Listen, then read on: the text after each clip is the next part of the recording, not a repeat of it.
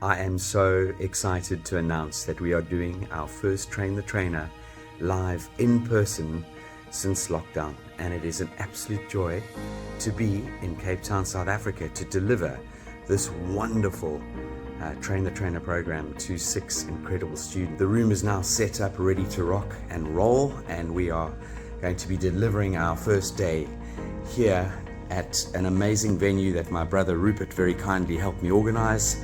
And everything in life is about collaboration, supporting one another. And this here is going to be our kickoff here in Cape Town at the wonderful Calvin Grove, which is a wonderful, colonial, beautiful, gorgeous members club where we have the privilege of using the boardroom. Very best wishes to you wherever you are, and we will be back in South Africa, deliver a Train the Trainer in the very near future. So watch this space. Anyone around the world can join us here in South Africa if you so wish to.